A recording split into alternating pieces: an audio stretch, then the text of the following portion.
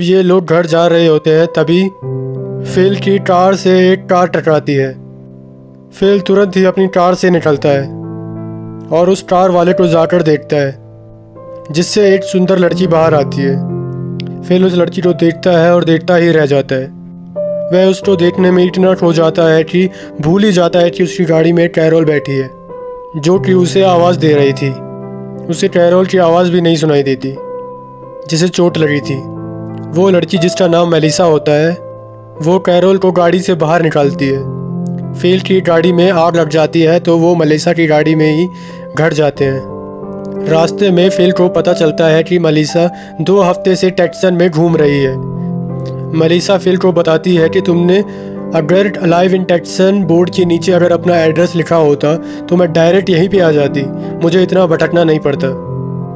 इस बात का फिल को अफसोस हो जाता है, क्योंकि अगर उसने अलाइव इन टेक्सन बोर्ड के नीचे अपना एड्रेस लिखा होता तो मेलिसा उसे 2 हफ्ते पहले ही मिल जाती और उसे कैरल से शादी नहीं करनी पड़ती। तभी कैरल उसको बोलती है कि अगर तुम 2 हफ्ते पहले आ जाती तो तुम हमारी शादी में शामिल हो सकती थी, एक गेस्ट के रूप में। मेलिसा पूछती है कि क्या तुम दोनों शादीशुदा हो? कैरल उसे बताती है कि हाँ, हम दोनों ने 2 दिन पहले शादी कर ली। फिल मेलिसा को ये सब बात नहीं बताना चाहता था। तभी फिल कैरोल और मेलिसा के बीच में जो खिड़की होती है उसे बंद कर देता है, ताकि कैरोल बात ना कर पाए मेलिसा से, और वो मेलिसा से बात करने लगता है। पर कैरोल खिड़की को बार बार खोलकर फिल को डिस्टर्ब करती है। जब वो सब घर पहुंचते हैं तो फिल मेलिसा को पटाने की पूरी कोशिश करता है, बट कैरोल मेलिसा को सब कुछ बता देती है कि फिल उसके आने से पहले कैसे घर में रहता था, कैसा कचरा फैला के रहता था। उसने एक पूल को अपना कचरा घर बना दिया था और एक पूल को बाथरूम बना दिया था। मेलिसा आराम करने के लिए एक घर ढूंढ रही थी और फिल पूरी कोशिश करता है कि मेलिसा वहीं रुक जाए, बट ये सब बात सुनने के बाद मेलिसा उसके घर में नहीं रुकती। वो बगल वाले घर में रुकने का फैसला करती है। फिल मेलिसा को रात के डिनर के लिए इनवाइट करता है और रात में मेलिसा फिल के घर आती है डिनर के लिए। कैरोल और मेलिसा आपस में बात कर रहे होते हैं। तभी हम फिल को देखते हैं, जो कि पूरी तरह से बदल चुका था। उसने शेविंग कर ली थी, पूरा स्मार्ट बन गया था। उसने अपनी दाढ़ी को शेव कर लिया था, जिसकी वजह से कैरोल और मेलिसा दोनों चौंक जाती है। फिल ने ये सब मेलिसा को पटाने के लिए किया था, लेकिन ये नया लुक ना ही कैरोल को ना ही मेलिसा को पसंद आता है। और जब ये सब डिनर कर रहे थे तो फिल मेलिसा के साथ फ्लर्ट करने लगता है और उसकी हर बात पे हाँ कहने लगता है, ताकि मेलिसा को लगे कि उसकी सोच और फिल की सोच एक जैसी है। जब मेलिसा उन्हें अपने पति के बारे में बताती है कि उसने अपने पति को जब किसी और के साथ देखा, वो उसे चीट कर रहा था, इसलिए उसने उसे छोड़ दिया। तभी फिल उसके डिसीजन को सही कहता है। वो कहता है कि तुमने बिल्कुल सही किया, और ये दिखाने की कोशिश करता है कि वो इस तरह के लोगों को बिल्कुल पसंद नहीं करता।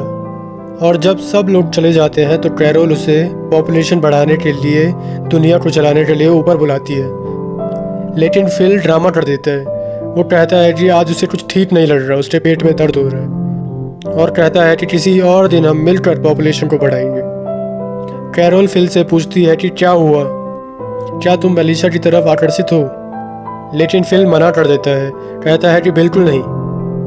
और जब रात में फिल सो रहा होता है तो मेलिसा उसके पास जाती है और उसे कुछ दिखाने के बहाने अपने पास बुलाती है। फिल उसके पीछे जाता है और देखता है कि कैरोल उसका इंतज़ार कर रही है। तभी वो जोर से चिल्ला के उठ जाता है और देखता है कि वो सपना देख रहा है। अगले दिन फिल सुबह जल्दी उठ जाता है और मेलिसा को दिखाने के लिए वर्कआउट करने लगता है, ताकि वो उसे एक मस्कुलर इंसान समझे। पर ऐसा होता नहीं है। मेलिसा फिल से उस कार के बारे में पूछती है, जो कि बाहर खड़ी होती है, बिल्कुल नई कार होती है। फिल उसे कहता है कि मैंने तुम्हारी कार को तोड़ दिया था, तुम्हारी कार को टक्कर मार दिया था, इसलिए ये गिफ्ट मैं तुम्हारे लिए लाया हूँ। तब कैरोल फिल को कहती है कि तुम्हारे पास मेलिसा के लिए कार खरीदने का समय है, पर दरवाज़ा ठीक करने का समय नहीं है। तभी फिल कहता है कि मैं इस दरवाजे को भी ठीक कर दूंगा, बिल्कुल एकदम नया जैसा कर दूंगा। कैरोल मेलिसा को अपनी वेडिंग सेरेमनी की पिक्चर दिखाती है, जो कि उसने खुद ड्रॉ किया था। और जब फिल दरवाजे को ठीक कर रहा होता है तभी मेलिशा उसके पास जाती है और कैरोल और उसे बियर पीने के लिए अपने घर में इनवाइट करती है। लेकिन फिल उसे कहता है कि कैरोल की तबीयत ठीक नहीं है, पर मैं ज़रूर आ जाऊँगा। और तब वो मेलिशा के साथ बियर पीने के लिए चले जाते हैं, जहाँ मेलिशा उसे अपने दिल की बात बोलती है कि वह उसे गलत समझ रही थी, पर अब ऐसा नहीं है। जब मेलिशा नशे में होती है तब फिल को बताती है कि अगर तू और कैरोल शादीशुदा नहीं होते तो हमारा कुछ हो सकता था।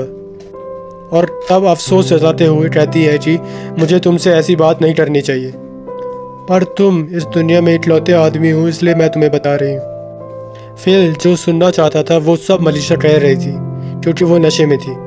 फिल सीधा कैरोल के पास जाता है अपनी शादी को तोड़ने के लिए, पर वो देखता है कि कैरोल उसके और फिल के नाम की एक वेडिंग बोर्ड बना रही है जो कि वह दरवाजे में लगाने वाली थी। फिल उसे कुछ कह नहीं पाता और वहाँ से वापस चला आता है बिना कुछ कहे। फिल को एक मौका मिला था पर वो कैरोल को हर्ट नहीं कर पाता, इसलिए वापस आ जाता है। तो ये एपिसोड यहीं पे ख़त्म हो जाता है।